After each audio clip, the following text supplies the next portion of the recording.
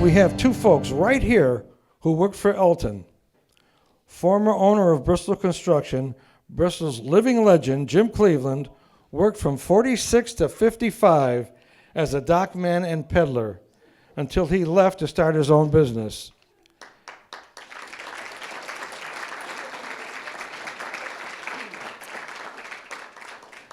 His sharp mind has come up with the names of employees and stories to relate.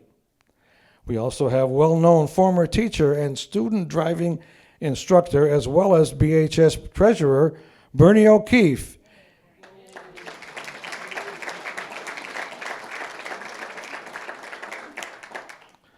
Bernie helped his grandfather, Rex Green, peddle milk from 53 to 62, and he also has a few stories to share with you.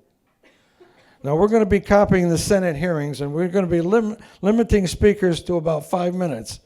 These are the speakers afterwards. So when you hear the cowbell, it's kind of time to wrap things up. And now here's Tom with a 14-minute video. Tales of a Milkman, Remembering the Dairy Industry of Bristol, presented by two members of the Bristol Historical Society. Bernie O'Keefe and Jim Cleveland will share their association with and their remembrances of dairy farming within the community. The history of Bristol's dairy industry can be traced back to the early 1900s or possibly as far back as the last decade of the 19th century and would continue into the 1970s. Although the majority of the dairies or milk-producing farms were located in the outskirts of Bristol, mainly in the Chippens Hill area, they were also spread throughout the entire community. Farmers or milk-producing farms with sufficient number of cows would bring their raw milk in large milk cans for sale to dairy farms, which had the added ability to process this milk for sales throughout the entire community. During the first decade of the 20th century, there were approximately 5 official dairies listed within town records. Two of the most interesting are the Samuel D. Newell Dairy, located at 618 Burlington Avenue. Rex Green, Bernie O'Keefe's grandfather, as shown in this image, began his milk career at this facility. The Newell Dairy continued service within the community until the mid-1950s. The second is the James Wilcox Dairy, located on South Mountain, off of South Street. This postcard, utilized by him, advertised a milk can cleaner, while the reverse side shows the dairyman's 10 commandments. The Clover Hill Golf Club was established next to the Wilcox property. Wilcox vehemently protested with the town that the golfers' noise disturbed his cows' contentment and that they were producing less milk. He felt that this was ruining his business. Achieving little satisfaction, he eventually sold his land in the early 1920s to the golf course for their further expansion. The 10 years from 1910 to 1919 witnessed the development of at least 8 new dairies and the continuation of the Newell and Wilcox dairies. 4 of these farms, opening during these years, continued operations into the 1950s. These were the dairies of Charles E. Gaylord at 785 Burlington Avenue, William Miller on Hill Street, just north of Battle Street, and James Burns on Redstone Hill Road near the Plainville town line. Probably the most significant and largest dairy to open during this decade was the Edwin H. Elton Dairy. Beginning in 1910 on North Main Street as a single-man operation, he delivered 119 quarts of milk each day by horse and buggy. As business expanded, he moved to larger quarters at 81 North Street. At the peak of his business, he had a staff of 25 men, 14 horses, and a fleet of trucks. Before he sold out to the Guida Seabird Dairy of New Britain in 1958, his company was delivering 6,000 quarts of milk daily. This facility has gone into history and is now the home of the new CVS Pharmacy. A rapid growth in Bristol's dairy business became evident from the 1920s through the 1940s. The decades of the 20s included 10 dairy farms, while the 1930s and 40s showed significant increases in both dairy farms and farmer producers who sold their milk for processing. An interesting story developed in the late 1920s and early 30s when there were two Miller dairies located in Bristol. The first on Hill Street and the second managed by William E. Miller on Terryville Avenue. With the appearance of this truck's tire, guess there won't be many deliveries today by Millers.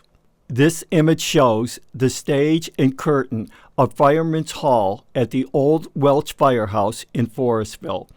3 milk advertisements can be seen, one for Miller's Dairy.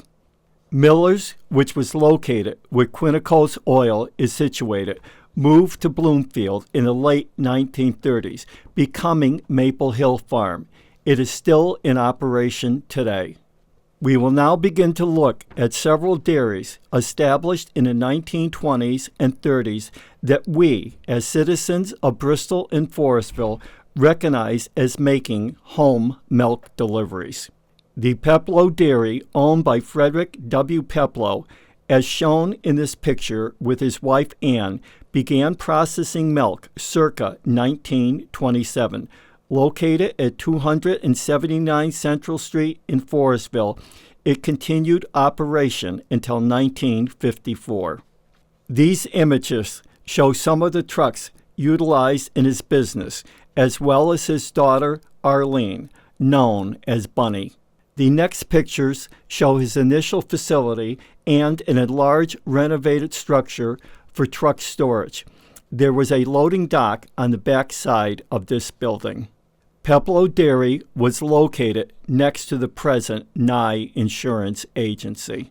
Randall H. Gifford bought the Peploe Dairy in 1954. The R.H. Gifford Dairy & Sons continued operations at the Central Street location until they moved in 1971, first to Farmington, Maine, and later to Skowhegan. Gifford's famous ice cream continues to the present day, selling more than 1.7 million gallons of ice cream per year. Their advertisement says, "At Gifford's Ice Cream, it is more than just dessert. It is a vacation from the everyday." The 1930s and 40s brought many of the familiar Bristol and Forestville dairies into existence.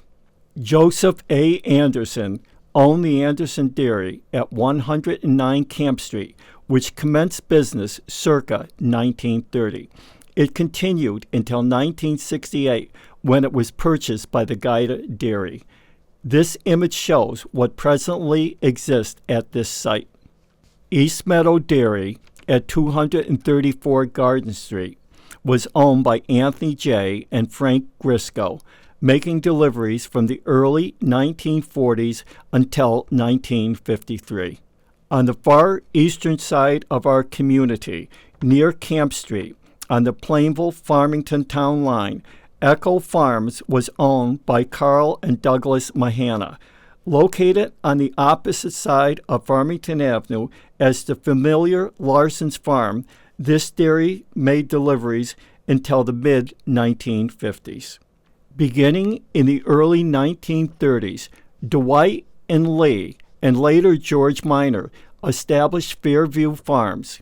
Located at 390 Hill Street, near the corner of Minor Street, this farm provided, in addition to milk services, other valuable services to the community. Later renamed Minor LD and GL Dairy, it survived into the mid-1970s. Traveling to the western side of our city, near the Fall Mountain area, we find Otto Radke's Dairy, established at 268 Peck Lane. Starting in the 1930s, he continued milk deliveries until 1959. Residential homes are now situated here. Redmond's Dairy, founded by Emil A. Redmond, was located at 384 Farmington Avenue. Its dairy bar ice cream was a favorite spot to stop, especially for Page Park visitors. Starting in the 1930s, it continued as one of the final milk-delivering dairies. O'Reilly Auto Parts now occupies this site. Located at 496 Stafford Avenue, Robert's Dairy began milk deliveries in the mid-1930s. They continued until 1968. Forestville residents, as well as others, love to frequent its dairy bar, enjoying the selection of ice cream, sundaes, and banana splits.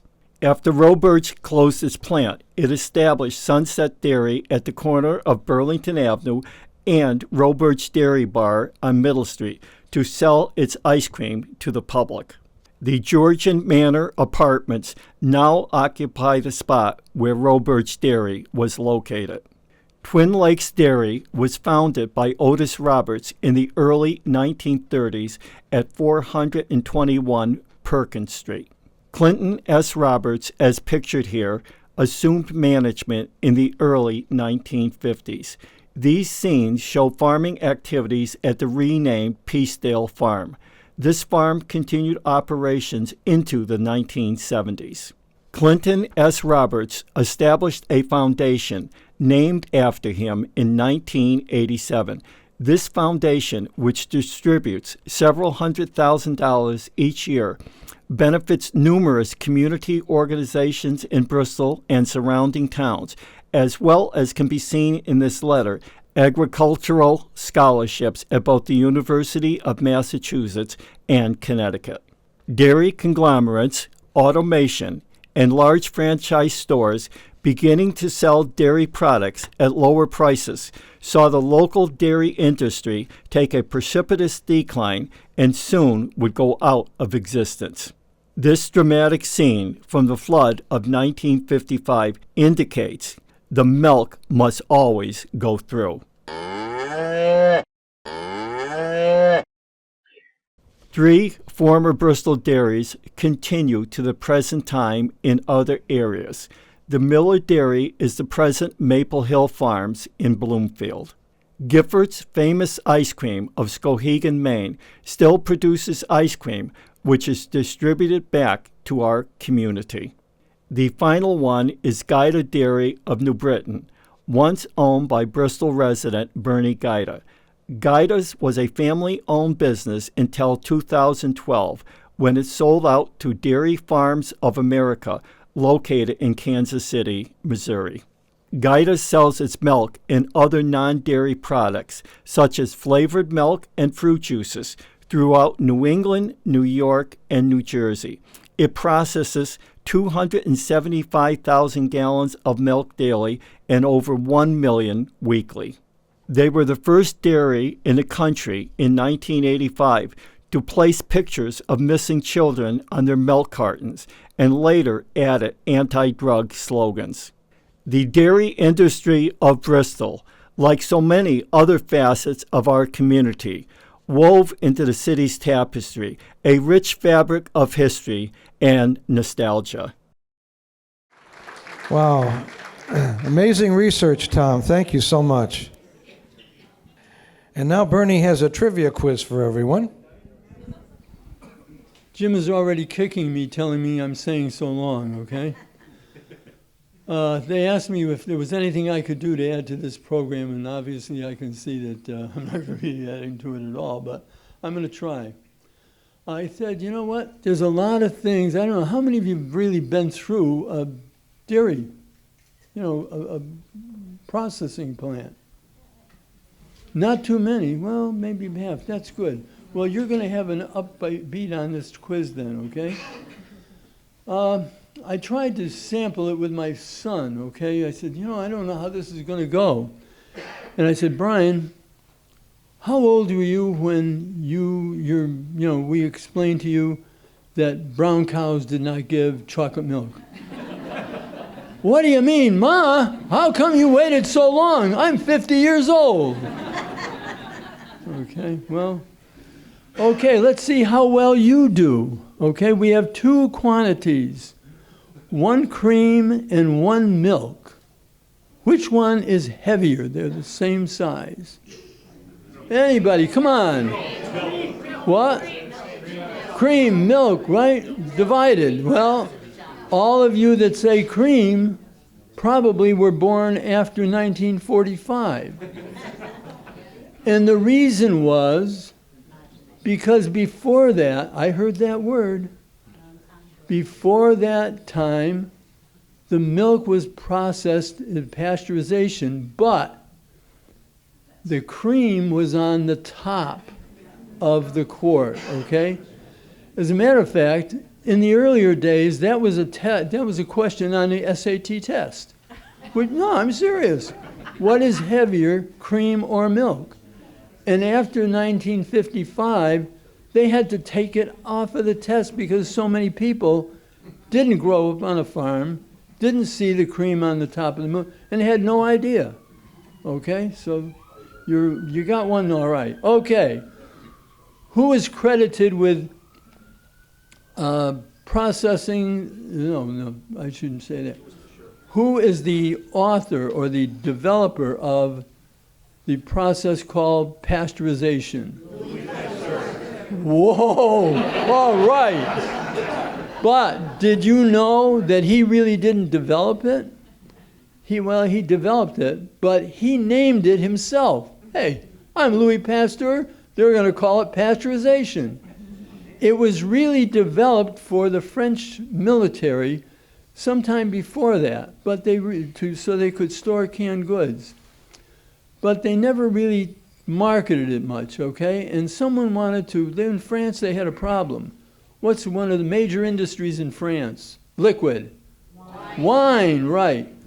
Well, bacteria would get into the wine and the wine would turn to vinegar. Oh, this is a sharp class. You better watch it. I'm telling you.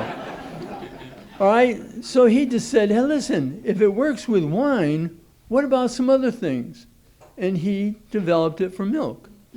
Now, it caught on in Europe a little faster than it did in the United States. But by the 1880s, there was a lot of pasteurization going on, and it really brought about the decline of raw milk. And that's one of the reasons a lot of the smaller dairy barns went out of existence. All right, but pasteurization itself was designed to help solve a few medical problems. What diseases had an impact, in pasteurization? Anybody know? Rickets. There's two really good ones I don't hear. No. Well, okay. One is TB.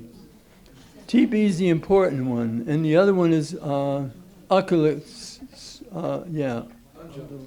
undulate green. Say it, Jim. Undulant fever. Undulant fever, yeah. I can't say it, but I had it, I think, 2 or 3 times. It was really associated. That's why I don't like it. But it was really associated with that idea, okay? And you have to understand that kids got it rather frequently. And just a little background. For centuries, milk-borne illness killed millions of kids around the world, okay? And even as late as the 20th century, now I know most of you were into the 21st century, all foodborne illness resulted in about 1/4 of all the deaths of kids. After pasteurization came in effect, we see now that probably there's about 3 kids a year that are affected by this.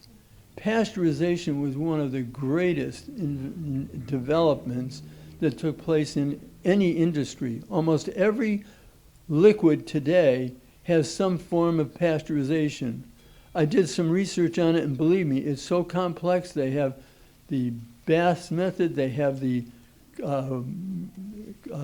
pipe method, they have pasteurization that takes 2 seconds for something.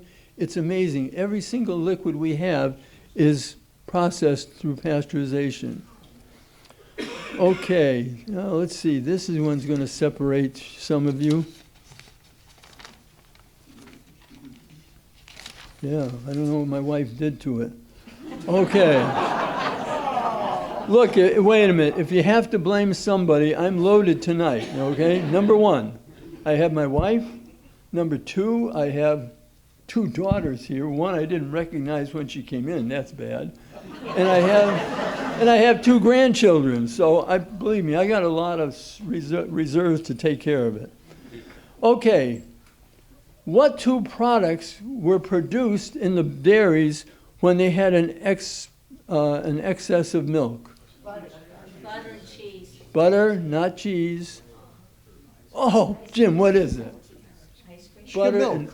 No, come on. No. You rat. You rat. Okay. Ice cream.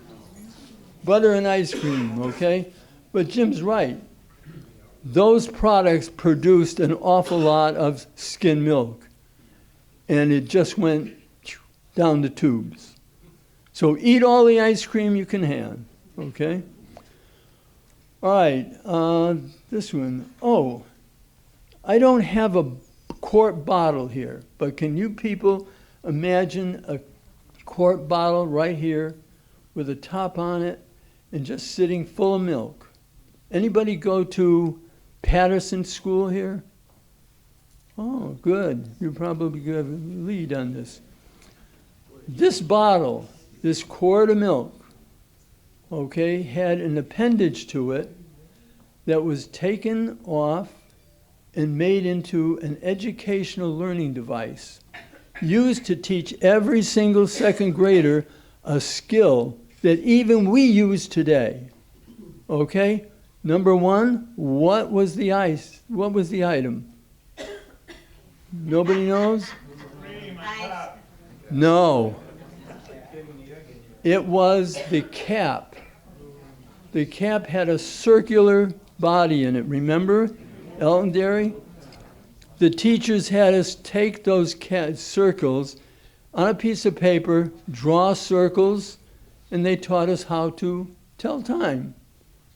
Well, you don't believe it, but if you went to Patterson School, you did it. Well, I'm disappointed. I thought you people were sharper than that.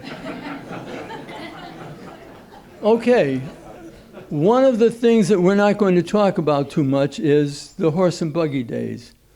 But the horse and buggy days presented a little bit of a problem. You know, the horses couldn't hold it all until they got home. And sometimes they would drop droppings on the road, okay? Now, who was responsible to clean up the horse poop that was in the road by the dairies? Was it the owner of the dairy? Was it the milkman? Was it the property owner? Or was it the city? It was you, Bernie. You used to pick it up. You know, I want to tell you, that guy happens to be a very bitter loser at cribbage. Okay, nobody knows. Nobody knows what happened. Well, we're lucky because in the audience tonight, we have an individual who's done an extensive study of horse poop in cities. Okay, he is our expert in the Historical Society. Tom Laporte, where are you? Actually, I have a degree. Most people get a BA or a BS. I have an HP, that's a degree in horse poop. I devoted my life to making this definitive study. Anyways, to cut to the chase, horse poop, whether you believe it or not, in major cities was a huge problem. And the reason for that is that horses, on the average, poop about 30 pounds a day. You take a city like London in 1850, there were approximately 50,000 horses in London. So you take 50,000 times 30 pounds of poop, you have a major problem. subsequently, in the major cities, they had people that would go out at nighttime, and they would collect all this poop, and they'd take it out of the town into these barren fields, and they created these huge mounds of horse poop. Fortunately, in Bristol during the Civil War period only had approximately a little over 3,000 people. Most of the people did have horses, but the bottom line is that there was no significant accumulation. So Bristol took the very pragmatic way. Rather than hire people to get rid of it, they would just let it dry up and eventually blow away and blow into your houses and everything else. And there was some fine dust on all the furniture. And God forbid you ever went like that, because you would find out it wasn't what you thought it was actually powdered horse poop. So that's the answer.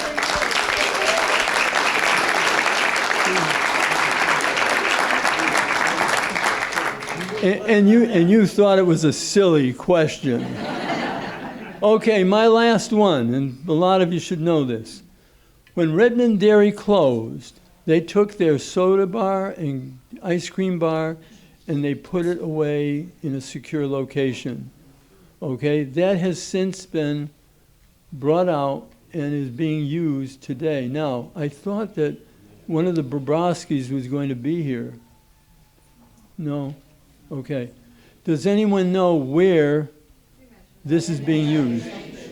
Oh, very good. Okay. The girls and boys imagination nation in the corner of what? Pleasant, yeah, Church Street and Pleasant Street. Okay. All right, ladies and gentlemen, you did rather well on the quiz. I hope you enjoyed it. Okay.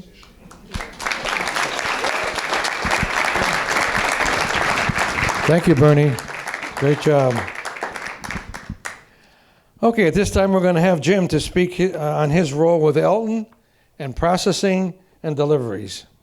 I want to start off by telling you, each and every one of you in this room, if your eyes and ears are open tonight, you are going to learn something that you never learned or saw before. That's a promise. Life of a milkman. Well, I left school in after my second year of high school and went to work on a farm. Albert Stone had a farm up on the foot of Johnny Cake Mountain, and he had a man by the name of Charlie Provost that was his hired man. And Charlie had been getting deferments, and finally they took it away from him, and he had to go into service. So Albert Stone was left with no help, and that's when I quit school and went to work that summer for him. I worked, well, I was 15 at the time.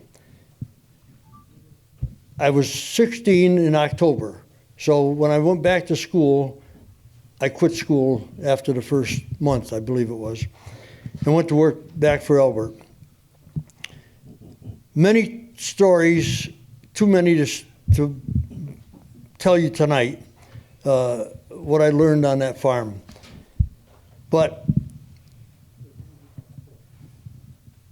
when I come back from the service, and Albert Stone called me and said he had to sell his farm because he had no help, and he went to work for Ed Elton. And he said there was a job opening if I was interested, so I took it. And the job was the dock man, which when the farmers brought their milk in, most of it was in 40-quart cans, some were in 30 quart, not too many. But I would take the milk from there, bring it into the cooler, and stack the cans in the cooler. And the next morning, I would bring that same milk out to start, because we started early in the morning. We started at 4 in the morning. So by the time the farmers came in, they didn't usually get in there until sometime after 8 o'clock. But Albert Stone, I'd bring the milk out. Albert would dump it into a weighing tank, and he would weigh it for each farmer, and then it would go into a system that took it into the pasteurizing vats. Well, my job also included taking the pipes down afterwards and washing them and steaming them. Steaming the cans also to put back out on the docks for the farmers to take back home with them. And it was, they said it was a boy's job. Well, maybe it was a boy's job sometime, but when I left there, the first week after I left, I can remember the name, Merton Higgins took the job for a week. That's all he lasted. Riney Schultz took the job for a week. That's how long he lasted. And Abra Doon took it for another week, and that's, well, so I don't know what happened after that, but I know they went through several guys that could take it. Anyway, we worked 7 days a week, and supposedly for 7 weeks, and then get a week off with pay. Well, sometimes you didn't, well, you never knew when you were going to get a week off. Mr. Elton would come out and say, well, you can take your week starting tomorrow. So if you had any plans, you had to wait until he told you.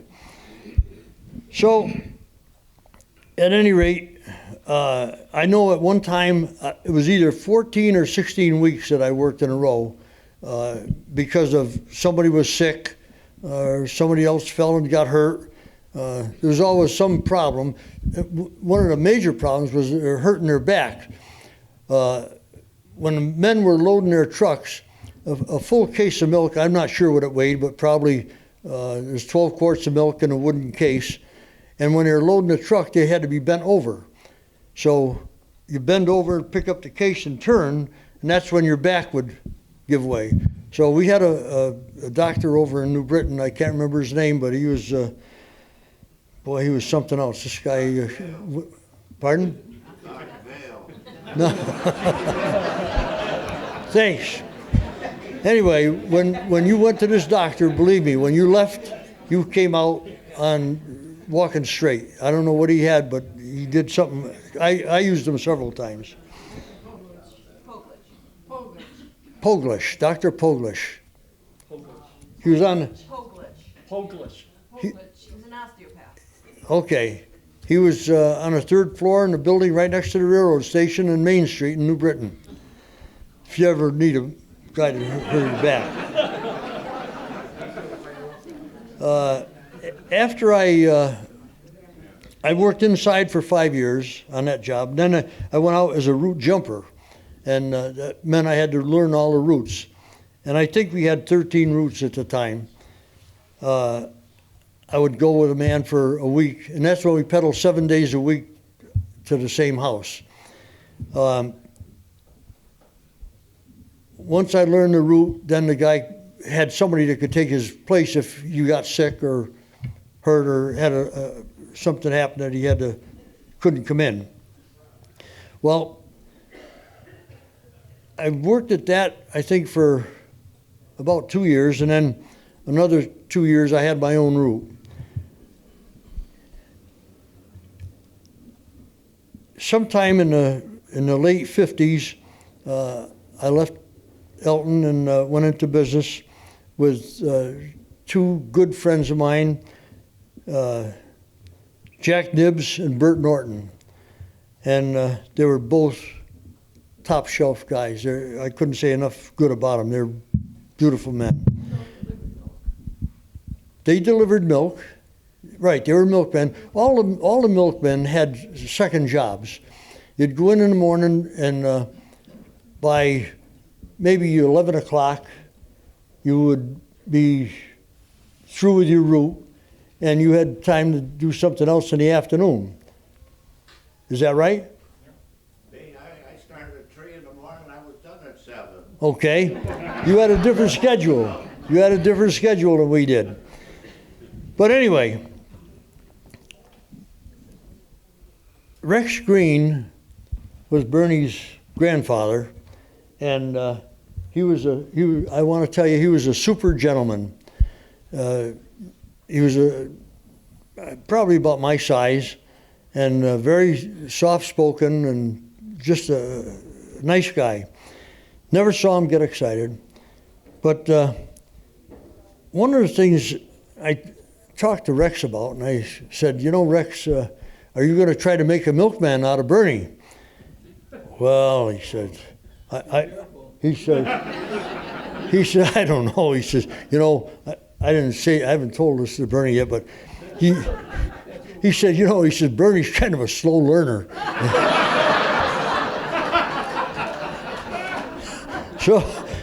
So he says, we'll see what happens. Well, Mr. Elton at one time got the idea that trying to promote the milk, so he started this. He asked if anybody would volunteer for a job. He had a job that he wanted to give for somebody to kiss a cow and get a quart of milk. So when the kids come around, hey, you kiss a cow, you get a quart of milk. So Bernie took the job. So he's out there. First time he said, well, I better try it myself and find out what it's like. So he bent down to kiss the cow, and she stuck her tongue out and gave him a wash job. But that's all right, Bernie. Now, Bernie doesn't know it, but I found a couple of photographs of Bernie in his younger day. And I'd like to share them with you.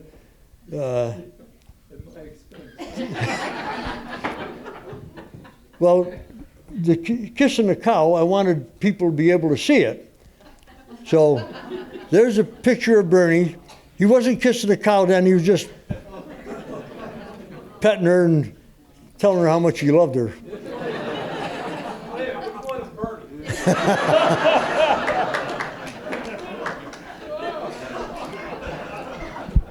Now, as I told you,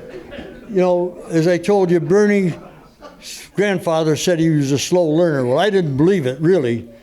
But anyway, this is the proof of whatever happened to Bernie when his grandfather asked him to go out and hitch up the horse. You want to read it? Look, Gramp, I hooked Billy up all by myself.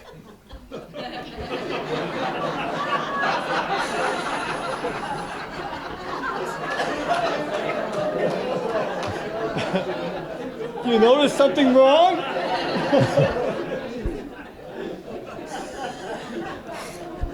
I know Bernie didn't know it was going to be a roasting night, but when he came up with this idea of the milkman, I made up my mind I was going to have to find something to really turn him on. Thank you all for coming. I want to thank the Gifford family, John and Kathy Gifford, who donated the ice cream. Okay, at this time we got Bernie that is going to speak on his deliveries with his grandfather, Rex. Here you go, Bernie. Jim Cleveland has already described the work of a milkman. I'm going to talk about Mr. Green, a milkman, but I'm going to talk about him as a man. He was my grandfather. My grandfather was a farmer in Vermont.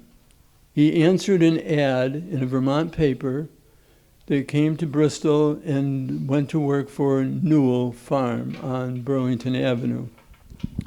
He stayed there for 2 years when he was invited to join, that's going to be bad, a position at another dairy, Elton Dairy. He stayed there for 40 years.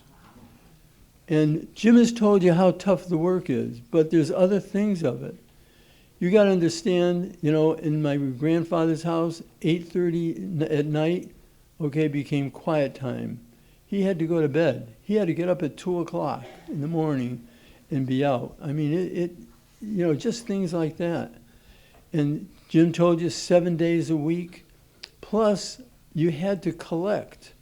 After you had your round delivering milk, twice a week you had to go around certain sections and collect payments on it. So it was not an easy job. It really wasn't. And it wasn't a particularly high-paying job at that time either. But a lot of men took it, and I drank a lot of milk to keep it going, I'll tell you that. Okay, I'm going to go through just a few things. The 20s, 30s, and 40s, in terms of period, were very difficult times for almost all of our population because we had the Depression, we had the war, and everybody shared the problems. The milkman was more than just a person that came to the door, okay? He became friends with, all the people. My grandfather talked about, they talked about the joys, the sorrows that they all were suffering at the same time within especially the Depression. And, there was a closeness that, I don't think we have today. Could you put your mic up a little closer? Oh, yeah, okay, how's that? Oh, now I've got to put my glasses on so I can see. You have them? Yep, I do. I only left my coat at your house, okay? Ask my wife. You left your glasses. Oh, you're right. I apologize, I did. I gave You know, you the house so you wouldn't have to buy So I want you to understand that the milkman was really an important person within the community. And sometimes he had contact with two and third generation people. There was one particular thing, and I don't know if this woman is in Connecticut now, but it was Star Edgerton's wife. When she was a little girl, she had a doll with it that had a little milk bottle. She put it out with her parents' milk bottles, never expecting that my grandfather would fill it, which he did. And she was so ecstatic the next day. Now, she was probably about 8 years old at that time. This was 45 years later, she remembered and remarked about it. So you have to understand that, there was a real close relationship. The Depression was a very depressing time. And people lost their jobs, they lost their income, and all the businesses suffered too. Elton Dairy was no exception. He made exceptions for people who really just couldn't make the payments. He did not want to see kids, go starving with no milk or stuff like that. And it rubbed off on, I think, some of his milkmen. My grandfather did the same thing. He and my grandmother, they tried to help others, even though they had a very limited, income themselves. They tried to help other people when they could. And I think that was reminiscent of that period itself. I got to turn this sheet over. It's not going to be much longer. Well, it won't be the 40 years my grandfather worked there, okay? In that 40-year time period, his delivery was extremely important to the business. He said there was only one day they did not deliver milk. It was the blizzard of 1934, and it was in February. And I asked Jim, because he knows everything. I said, Jim, no. Well, he knows a lot then, okay. But he was there in the flood of 55. And I said, I can't imagine that they delivered milk in 55. He said, yeah, they did, as much as they could. So you can see that, that they're pretty reliable. I think the horse period, I had a lot of fun with that, okay? My grandfather's horse was called Prince, and Prince was, he was a smart horse. I don't think he'd let me kiss him, okay? He would go, my grandfather would take him out, load him up, take him out. They'd go down to the route. He would stop. My grandfather would load the car, the carriers out. Maybe go to 2 or 3 houses, go down and come out further up, whistle. The horse would move down, stop right there. And my grandfather said it got so sometimes the horse knew he was going to be going there, and he went down and stopped before he even could whistle. So the horse was really, they were a team. And the horse especially liked Saturdays, because Saturday was a collecting day. And my grandfather always went to 250 Queen Street, because he lived there, on collection day. And the horse loved it because he had 4 kids. And they came out and they, gave the horse, treats here and then. So that was the best part of it for them. My grandfather survived a couple of ages in terms of horses. They came to trucks. They said trucks, he said you could cut the delivery time in half. But now instead of 125 or 30 quarts of milk, he had 400 quarts of milk. So it didn't get any, lighter than that. I think there's a lot of things I could say about my grandfather, but I'm not going to. There was a newspaper article about his retirement. Mr. Elton complimented my grandfather because he said his horse never ran away. And then when he had the trucks, he had 3 trucks over the span. 40 years, he never had an accident. I wish he would give my wife some lessons.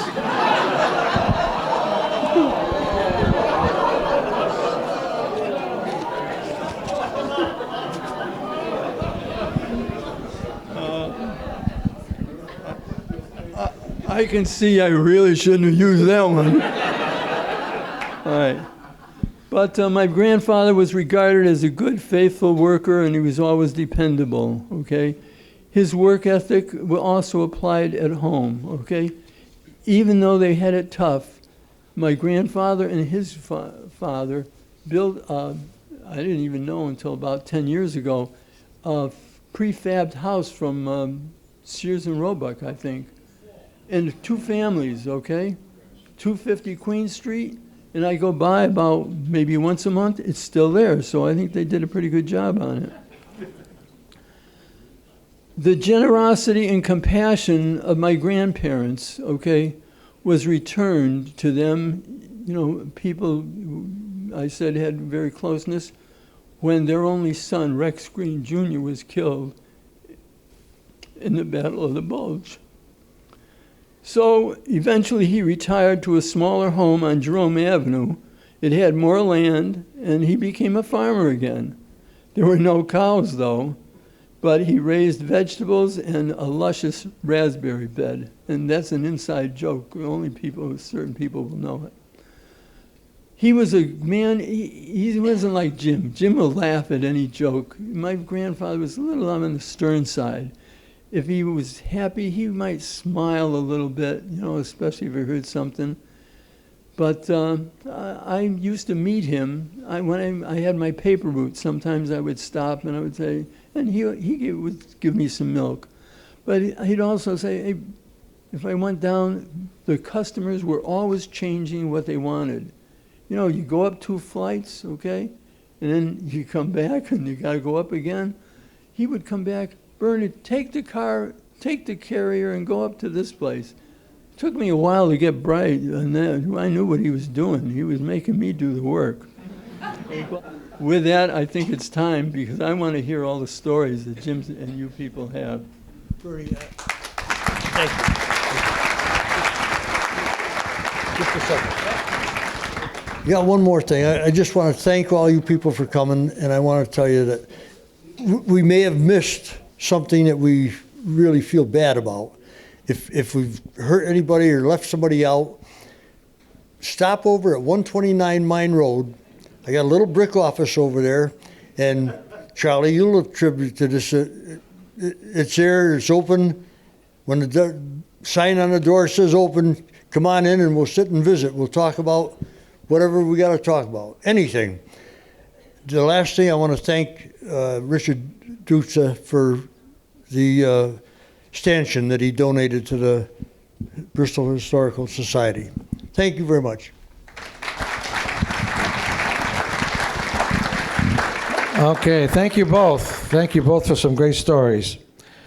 Before we ask for audience participation, I just want to mention that there's a lot of displays here. There's a map with locations of the dairies that you might want to take a look at after the program. When I was 11 years old, Milkman used to come every day. And one day at 3 o'clock in the morning, he's knocking on our door because our house is on fire. So the milkman does more than just drive the milk and just deliver the milk. Emil Roberge. I don't know if you people remember the price of ice cream, what we sold it for. And, you know, an ice cream cone was what? 5 cents. 7 cents. Now it's what, $4.50? Sundays were a quarter. You know, that's, yeah, Robert Special was 55 cents. That was big. Whew, you couldn't even eat it all. Okay. Thank you. Yep. Thank you, Emil. Thanks.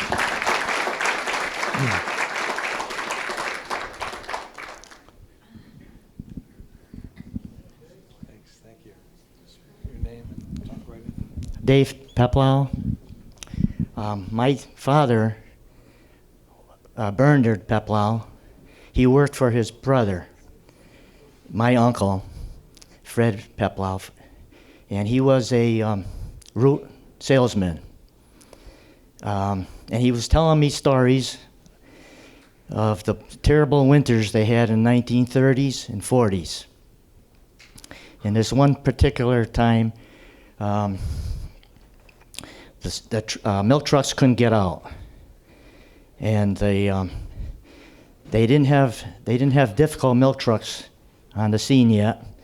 They delivered their milk in pickup trucks, and the pickups weren't the pickups they have today, the huge pickups with 4-wheel drive. So the trucks weren't able to go out because of the storm. So, but my aunt and uncle, they had a Packard. And my aunt decided to back out the Packard, and she and my dad removed the back seat of the car, and they loaded up the car with milk. My aunt drove. My aunt Ann, she drove the car. My father delivered the milk, and that's how the milk got delivered that day. And none of the milk got frozen. Wow, good story. Hi, I'm Phil Armbruster, and my grandfather I was named after, and he had a dairy farm in Terryville. And he used to bring the milk down to Elton Dairy. Well, his brother-in-law right here is Rudy Bursler. He had a riding stable in Terryville. And I believe here he brought, because of a snowstorm, he brought down the milk to Elton Dairy. So, but we don't know who the other two guys are, so if anybody can identify them.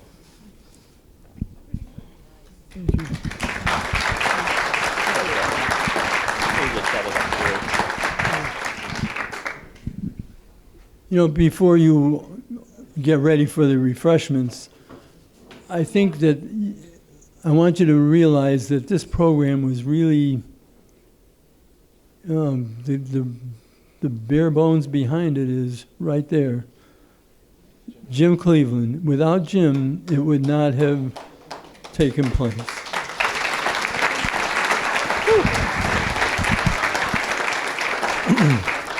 Okay, we've got at least one more speaker.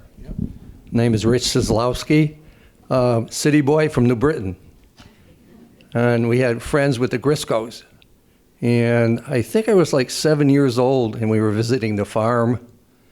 And they brought wonderful, brand new warm milk for us to drink. I absolutely refused. I said, this is terrible. So what my mother did, say, I'll fix him. She went out in the back and said, I'll get you your milk. She put it in a bottle, and it was great.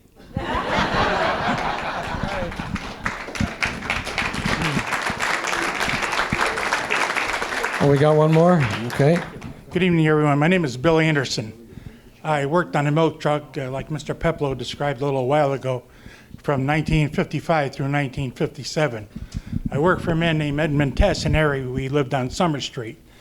And every day we would go out and peddle between 200 and 300 quarts of milk. We had routes we alternated every other day.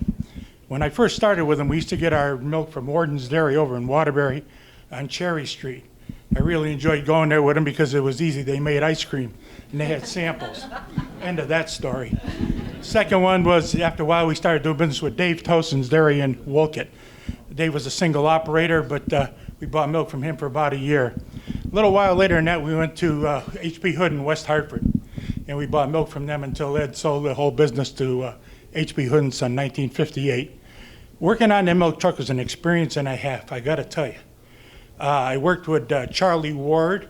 His brother was mayor of Bristol, and his stepbrother, Mike Barzy, who Mike worked for Hood for, I think, 30 or 40 years. It was an excellent thing. It really was something different to see them people that we showed up every morning with their milk not frozen. We used to buy the milk every day. We would load it with chipped ice. We'd stop down on Riverside Avenue. There was an ice man down there, Eddie something, I can't remember his last name. We would buy the blocks of ice, chip them up, cover it, put it in there, put it in his garage, and cover it with moving blankets. If they got really too cold at night, we'd take it out of the truck and put it in a freezer that he had there, like a cooler. And some of you people realize this, it used to have the sawdust in it. It was unbelievable. But I did that for 3 years, and after that I went to work for the Sonstrom Brothers, ended up working on Diffco milk trucks. Thank you very much. Okay, guess that wraps things up for this evening. It's been a wonderful program. I'm glad you guys all came. We're going to have refreshments. If you'll go out that exit door, there's going to be plenty of ice cream and milk for you. Again, thank you so much for coming, everybody.